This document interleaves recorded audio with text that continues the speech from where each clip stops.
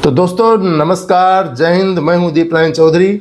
आप देख रहे हैं DN चौधरी नॉलेज हेल्प। तो भैया आज के वीडियो के कुछ खास हैं, कुछ मज़ेदार बातें हैं। पहली बात तो ये कि ओवैसी चचा ने भैया तो दिल जीत लिया एक बार फिर।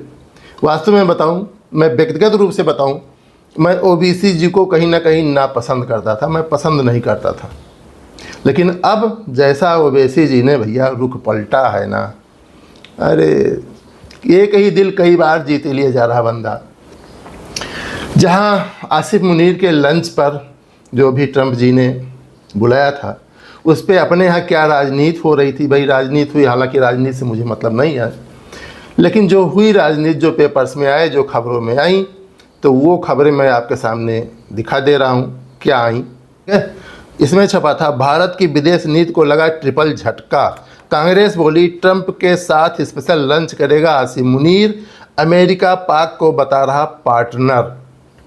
मैं कई बार वीडियो में बोल चुका हूं कि आप दूसरे की गलती नहीं निकाल रहे हो कि उसने क्यों नहीं बुलाया, अपना राजनीति फेल कर रहे हो कि नहीं काहे नहीं बुलाया, हमारी राजनीति फेल हो गई। इस पर जो बोले हैं ओवैसी जी, दिल खुश हो गया। उनकी वीडियो देख लीजिए। ट्रंप ने उनको व्हाइट हाउस लेकर गया तो इसका मतलब ये नहीं है कि ट्रंप ने उनको सिर्फ वहां पर बिठाकर खाना खिलाया। ट्रंप ने कुछ कहा होगा कि बेटा अब उस बॉर्डर पर तुमको कुछ करना है, हमारे लिए नाचना पड़ेगा, तो नचाएंगे उनको वहां पर। ऐसा राजनीति होना चाहिए कि देश पहले। ठीक, उसके बाद में है भैया एक बात और, बहुत गजब की बात आई। ट्रंप चाचा बोले हैं, मैं कुछ भी कर लूं मुझे नहीं मिलेगा नोबेल शांति पुरस्कार। बड़ी तकलीफ है चाचा को, भाई दे दो यार।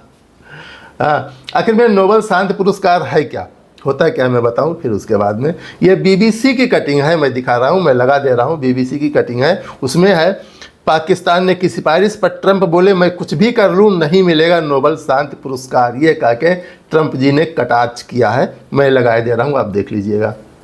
अच्छा, नोबेल शांति पुरस्कार होता क्या है, अमेरिका के किन किन राष्ट्रपति को मिल चुका है, थोड़ा एक नज़र इस पर भी। तो भाई नोबेल शांति पुरस्कार विश्व का सबसे प्रतिष्ठित पुरस्कारों में से एक है, जो उन व्यक्तियों या संगठनों को दिया जाता है जिन्होंने विश्व में शांति स्थापित करने, संघर्षों को समाप्त करने या मानवता के कल्याण के लिए असाधारण योगदान दिया हो। इसके पहले किस किस को मिल चुका है राष्ट्रपति में? अमेरिका के राष्ट्रपति को मैं बता रहा हूँ। थियोडोर रूजवेल्ट 1906 में मिला, इन्हें मिला था रूस और जापान के बीच युद्ध समाप्त कराने में मध्यस्थता के लिए। उसके बाद में 1919 में मिला था वुडरो विल्सन, प्रथम विश्व युद्ध के बाद लीग ऑफ नेशंस की स्थापना के लिए। उसके बाद में जिमी कार्टर को मिला था 2002 में, पूर्व राष्ट्रपति रहते हुए। इन्हें मिला था अंतर्राष्ट्रीय संघर्षों को शांतिपूर्ण हल करने और मानव अधिकारों को बढ़ावा देने के लिए। उसके बाद में चौथे राष्ट्रपति को मिला था बराक ओबामा जी। 2009 में इन्हें मिला अंतर्राष्ट्रीय कूटनीति और परमाणु निरस्त्रीकरण को बढ़ावा देने के प्रयासों के लिए। तो ये रहा नोबेल शांति पुरस्कार, जो अभी तक केवल 4 राष्ट्रपतियों को मिला है। और ट्रंप जी बिल्कुल लगे हुए हैं कि मुझे भी लेना है, अपने नाम के आगे तो जुड़ेगा भैया। नोबेल शांति पुरस्कार ट्रंप जी को भी मिला। ये बहुत कोशिश कर रहे हैं, हर जगह कोशिश इन्होंने कर लिया। रूस और यूक्रेन के बीच में, इजराइल और गाजा के बीच में, ये हर जगह भैया मेहनत किए, कहीं सफल हो नहीं पा रहे हैं। ईरान के बीच में भी मेहनत किए थे, ईरान और इजराइल में भी, कि चलो भाई झगड़ा ना हो, डील हो जाए, बात ख़त्म करो, यहाँ भी। और भारत पाकिस्तान के बीच में तो कूद ही गए थे चच्चा कि नहीं हमने शांति करवा दिया, हमने शांति करवा दिया। 2 परमाणु देशों को हमने बैठा के बिल्कुल डांट दिया, ना झगड़ो मत, सब शांत हो गए। ये श्रेय लेना चाहते थे। अब मोदी जी भैया नहीं चुप रहे, वो कह दिया नहीं हम तो भाई, पाकिस्तान ने कहा तो हम तो भाई शांति विराम किए हैं, थोड़ा सा रुके हैं, जो भी है शांति विराम ही कह लीजिए उसे, वो हमने पाकिस्तान के कहने पर किया है। पाकिस्तान चाचा को कहा था ट्रंप जी आपने ही सब कुछ किया है, आपके वजह से ही हुआ है। उसने सिफारिश भी अपने तरफ से की ट्रंप को कि भाई इन्हें ही दिया जाए शांति नोबेल पुरस्कार। इसके लिए बताया जा रहा है कि उन्होंने खाने पर भी बुला लिया, आ जाओ बेटा, है न। लेकिन अब क्या किया जाए पाकिस्तान की राजनीति को। पाकिस्तान के उप प्रधानमंत्री इसहाक डार ने एक इंटरव्यू में कहा कि हमने भारत से कहा था कि शांति विराम कर लो। सीधा सीधा उन्होंने बोल दिया कि हमने सिफारिश किया था, हमने सीज फायर का आग्रह किया था भारत से, फिर भारत ने किया। अब लो हाल, ट्रम्प चाचा कूद कूद के कह रहे हैं कि मैंने करवा दिया। अब पाकिस्तान भी बोल बैठा कि नहीं भैया, वो तो हमने भारत से आग्रह किया था कि सीज फायर कर लो, फिर भारत ने किया है। इस पर कटाक्ष करते हुए ट्रम्प ने कहा, बीबीसी ने छापा है उसे, उन्होंने कहा कि मैं कुछ भी कर लूं, दुनिया मुझे नोबेल शांति पुरस्कार नहीं देगी। अब सोचो कितना तकलीफ है, कितना सोच रहे हैं कि मिल जाए। और इसका टारगेट जो इन्होंने बना रखा है ना, अभी तक तो मिला नहीं, ऐसा कुछ हो नहीं पा रहा है, ऑन पेपर रजिस्टर्ड रूप से कुछ नहीं हो पा रहा है कि ट्रम्प जी ने ये करवाया, कहीं नहीं हो पा रहा। हर जगह बेचारे विफल हो रहे हैं, अब उनकी खींच बढ़ती जा रही है। तो क्या इसके लिए इजराइल का भी साथ छोड़ देंगे? बहुत ज्वलंत मुद्दा है भैया ये, क्योंकि इजराइल तो कूदा था अमेरिका ही बल पर, कुछ भी हो तो पीछे अमेरिका है। ईरान से लड़ गया, पीछे से इन्होंने पीठ ठोक भी दिया, तमाम अपने युद्धपोत वगैरह रवाना कर भी दिए। अभी G7 से उठे बिल्कुल कि मैं तो जा रहा हूँ, मैं कुछ कर बैठूँगा, ऐसा कुछ भाव आया। इजराइल और फूल गया, अटैक पर अटैक, दे दनादन। अब ट्रम्प चाचा बोल रहे हैं रुको भैया, अभी 15 दिन में सोचूंगा, फिर कुछ बताऊंगा। अब ये बताओ, एक देहाती कहावत है ना, पुल चढ़ाई के जड़ काटब। इजराइल तो बेचारा चढ़ गया, अब ये कह रहे हैं 15 दिन रुको। अब 15 दिन इजराइल बेचारे का क्या होगा, क्योंकि इजराइल ने नहीं सोचा था कि ईरान इतना तबाही में सब मचा देगा। क्योंकि अभी तक सारे अटैक इजराइल रोक लेता था, कोई भी देश करे वो रोक लेता था। लेकिन ईरान ऐसा हाइपरसोनिक मिसाइल निकाल रहा है अपने यहाँ से, अपने तर्कस से, कि इजराइल को रोकना मुश्किल हो जा रहा है। इजराइल का भी बहुत नुकसान हो रहा है। माना कि ईरान का नुकसान हो रहा है, लेकिन इजराइल का भी नुकसान हो रहा है। अब ये तो लग गए लड़ाई में। ट्रम्प चाचा कह रहे हैं 15 दिन हम सोचेंगे। अब क्या आपको ये नहीं लगता कि यहाँ भी कूदेंगे कि अब जब इसको शांति कराएंगे ईरान और इजराइल में, अगर ये करवा लेगा इन्होंने लड़ो मत लड़ो मत लड़ो मत, तो यहाँ तो पक्का हो जाएगा ना कि ट्रम्प ने करवाया शांति। लड़ाई तो हो गई थी, ट्रम्प चाहते तो ये बढ़ जाता, विश्व युद्ध तीसरा हो जाता, लेकिन ट्रम्प की वजह से ये रुक गया। तो अब की बार तो चचा लगे पड़े हैं कि नहीं भाई, श्रेय तो मुझे मिलना चाहिए कि मैंने रुकवा दिया, जिससे मेरा नोबेल शांति पुरस्कार पक्का हो सके। लेकिन इन्हें तो अपना निशाना है नोबेल शांति पुरस्कार। इजराइल की निकल रही है जान। एक गज़ल याद आती है बहुत पुरानी, मरता है कोई तो मर जाए, हम अपना निशाना क्यों छोड़े। ये बड़ी मशहूर गज़ल आई थी।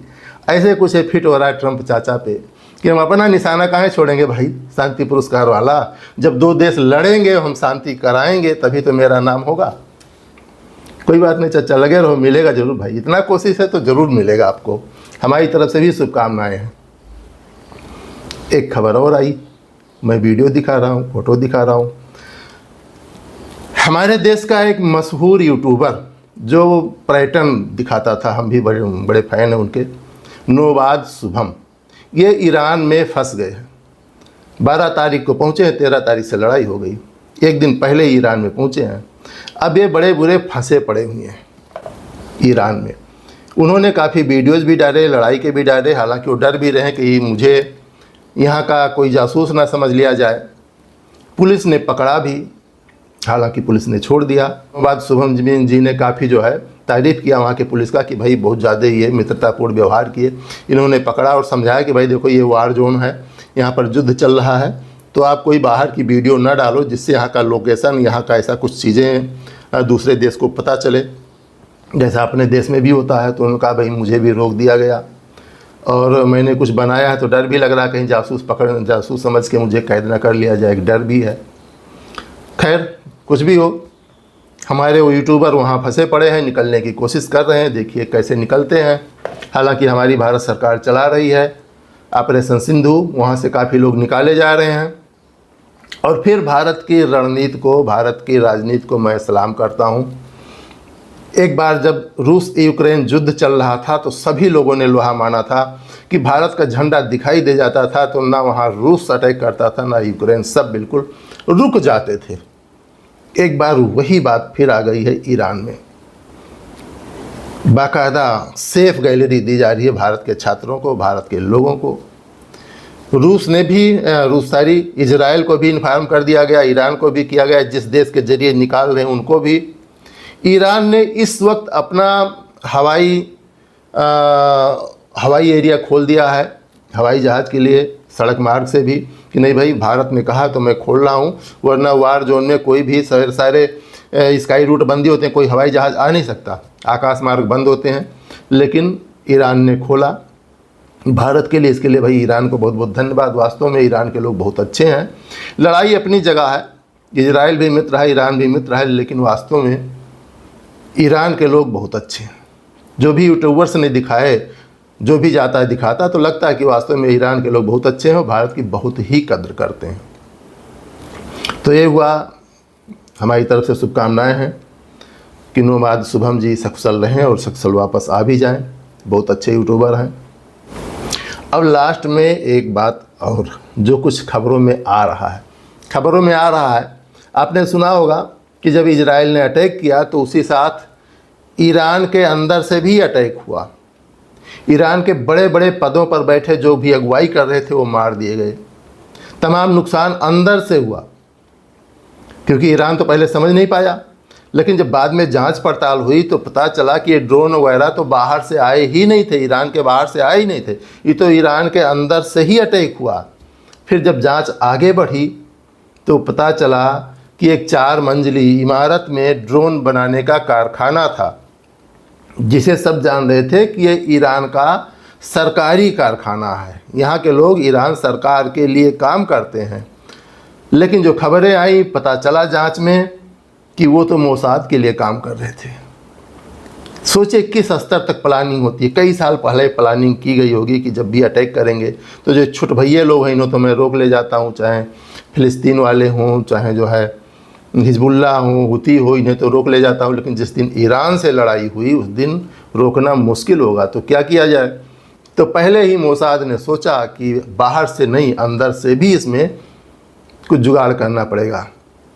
सोचिए किस स्तर की प्लानिंग करते हैं मोसाद वाले।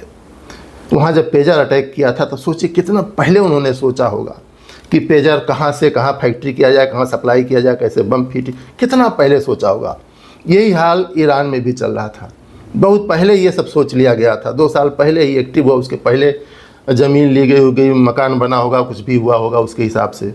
2 साल से यहाँ ड्रोन बनाने का कारखाना चल रहा था जो मोसाद वाले चला रहे थे, और यहीं से सारी फिटिंग थी, सारे पोल निकाले जा रहे थे, कहाँ कौन रह रहा है कहाँ नहीं। और जब हुआ इजराइल का अटैक तो अंदर से भी अटैक हुआ। जो ड्रोन बनाने वाली फैक्ट्री थी वहाँ से अटैक हुआ। तमाम अधिकारी मारे गए, तमाम सुरक्षा वाले जगह, जो ये था प्लान था कि जो यहाँ से सुरक्षा उपाय हैं इनके जो भी हैं उनको पहले ध्वस्त कर दो, वायु सुरक्षा प्रणाली सीधी ईरान की ख़त्म कर दिया जाए। काफ़ी हद तक ख़त्म किया इजराइल ने ईरान के अंदर से ही। जांच में करीब 28 जासूस पकड़े गए, 28 लोग पकड़े गए कि ये इजराइल के लिए काम करते थे। तो ये है मोसाद की रणनीति, कितना पहले से बनाते हैं, कहाँ तक बनाते हैं, सोचिए कितना दूर तक सोचते हैं, तब जाके सफलता मिलती है। तो आज की ये थी कुछ खास बातें, मुझे लगा आप तक शेयर करूं। बाकी ये AI के ज़माने में किसी खबर की पुष्टि की नहीं जा सकती, मैं ना कोई पुष्ट करता हूं भाई। हो सकता है जो मुझे स्रोत मिले हैं वो गलत हों, मैं दावा तो कर नहीं सकता। जैसे BBC से मैंने उठाया, बताया कि BBC से पर है, और ख़बरें जो भी मिली वहाँ से फ़ोटो काट के डाल रहा हूँ। लेकिन AI के ज़माने में भाई कुछ भी हो सकता है। मेरा निजी विचार है, जो मुझे लगा मेरी समझ में कि विश्व प्रदेश पर ये हो रहा है वो मैंने बताया। आप अपने तरफ से भी जांच पड़ताल करके फिर विश्वास करें। इसके साथ ही वीडियो पूरा देखने के लिए बहुत बहुत धन्यवाद। डिस्क्लेमर भी मेरा ध्यान रखिए। फिर मिलते हैं अगले वीडियो में, तब तक देखते हैं क्या होता है, फिर शेयर करेंगे आपके साथ। जय हिंद, जय भारत, खुश रहो, मस्त रहो।